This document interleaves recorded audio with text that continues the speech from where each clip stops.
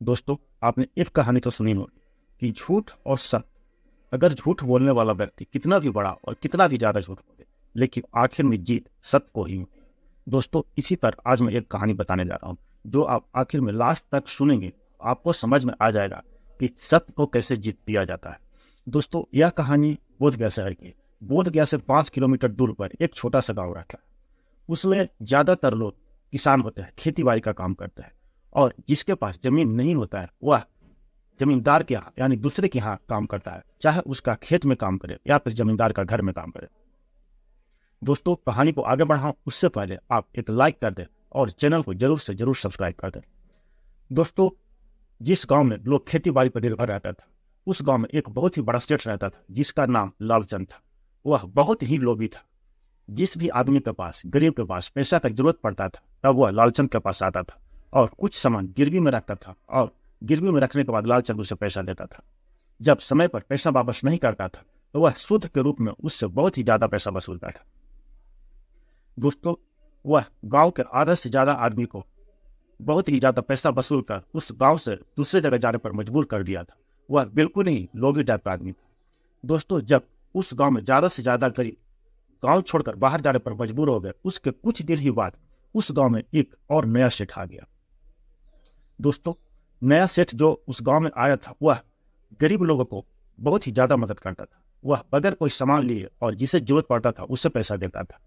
दोस्तों, जो नया सेठ आया था उसका नाम रामानंद होता है। जो पहले वाला सेठ होता है लालचंद, उसके घर में एक मनोज नाम का लड़का रहता है जो काम करता है। दोस्तों, मनोज का शादी होता है और उसकी पत्नी जो रहती है वो भी उसके घर में ही काम करती है।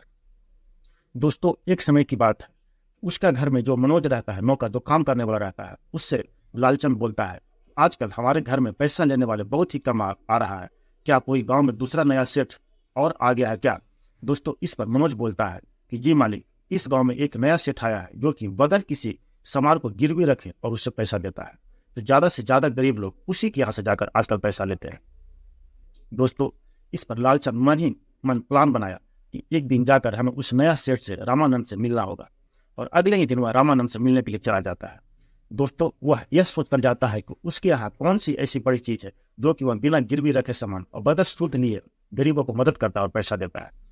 दोस्तों, जैसे ही वह लालचंद रामानंद के घर पर पहुंचता है, तब देखता है कि हमसे तो बहुत बड़ा इसका घर है और बहुत ही सुंदर घर है, पता नहीं इसका घर में कहाँ से इतना पैसा आता है।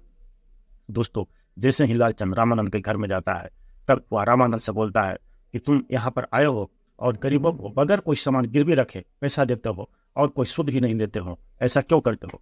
दोस्तों, इस पर रामानंद बोलता है, इन गरीबों से भला क्या पैसा लेना है, इन गरीबों से क्या सुध लेना है? भगवान ने हमें सारा कुछ दिया है, हमें यही इतना काफी है। गरीबों को हमें मदद करना चाहिए, हम इससे एक्स्ट्रा 1 रुपया भी नहीं लेंगे।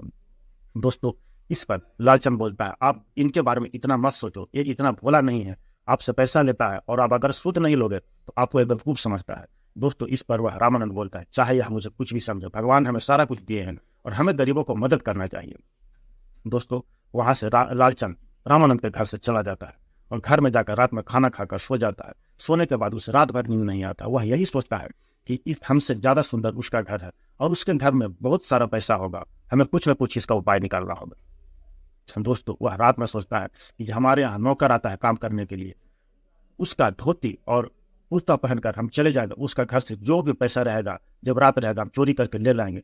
अगर कोई देखा नहीं तो समझ में आएगा कि वह नौकर चोरी किया हो, क्योंकि हमने उसका कपड़ा पहन कर जाएंगे और कोई मेरे ऊपर शक भी नहीं करेगा कि इतना बड़ा आदमी उसके घर से चोरी कर सकता है। दोस्तों, एक दिन अगले दिन रात में वह प्लान बनाता है और जो नौकर है उसका कपड़ा पहनकर दयानंद के घर में लालचंद चला जाता है और उसका घर से सारे पैसे और जेवरात उठाकर चोरी करके वो अपना घर में ले आता है।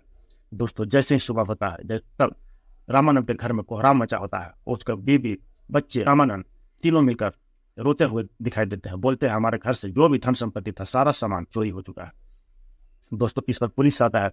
पुलिस भी जांच पड़ताल करने में लग जाता है, लेकिन कहीं कुछ सुराग नहीं पता चलता है। वह सोचता है कैसे पता करे, किसके ऊपर डाउट किया जाए। उस गांव में ज्यादातर लोग गरीब, 2 ही आदमी है जो ऐसा जिसके पास धन संपत्ति ज्यादा है।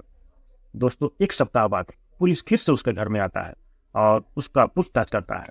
तब वह बोलता है कि हमें किसी के ऊपर डाउट नहीं है, हम ऐसे किसी का नाम नहीं बता सकते हैं। दोस्तों, पुलिस बोलता है कोई बात नहीं, हम बहुत ही जल्द इसका भी निदान निकाल लेंगे और जो चोरी किया होगा वो आपके सामने होगा। और पुलिस चलने लगता है। तभी उसका घर में लगे सीसीटीवी कैमरे के ऊपर पुलिस को नजर जाता है। तब वह पूछता है कि ये क्या है। तब रामानंद बोलता है, ये तो सीसीटीवी कैमरा है जो हमारे बच्चे बाहर में रहता है। वह एक दिन घर आया था और बोला था शहर में काफी सारे घर में लोग अपने सीसीटीवी कैमरा लगवाते हैं, तब वो भी लाकर सीसीटीवी कैमरा लगवा दिया। दोस्तों इस पर पुलिस बोलता है अब जो चोरी किया होगा वह बहुत ही जल्द पकड़ा जाएगा। जब वह सीसीटीवी कैमरा का वीडियो निकालता है तब उसमें देखता है एक आदमी जो धोती और कुर्ता पहनकर सारा सामान लेकर घर से रात में जा रहा है।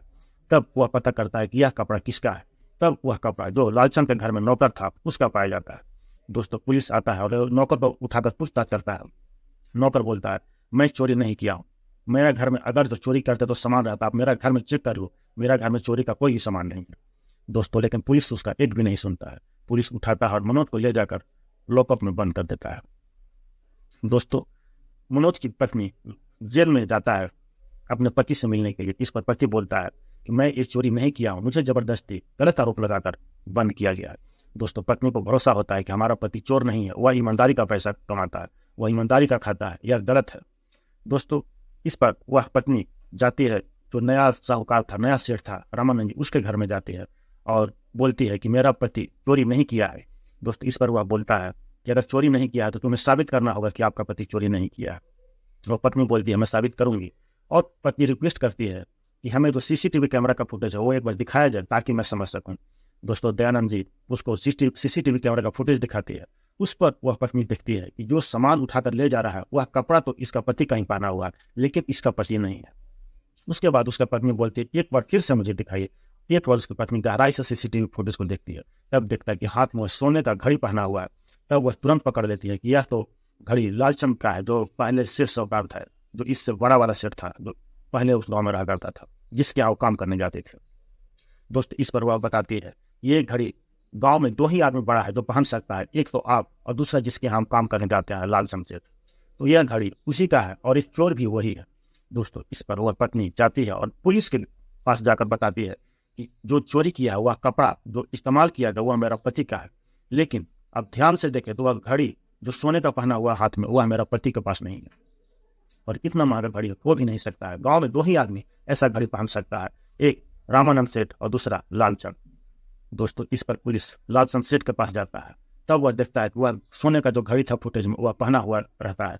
तब वह समझ जाता है कि यह चोर वही है और सिर्फ वो कपड़ा अपना नौकर का इस्तेमाल किया था। दोस्तों इस पर लालचंद सेठ को पुलिस तुरंत लॉकअप में बंद कर देता है और लॉकअप से जो उसके घर में नौकर था मनोज उसको तुरंत बाहर निकाल।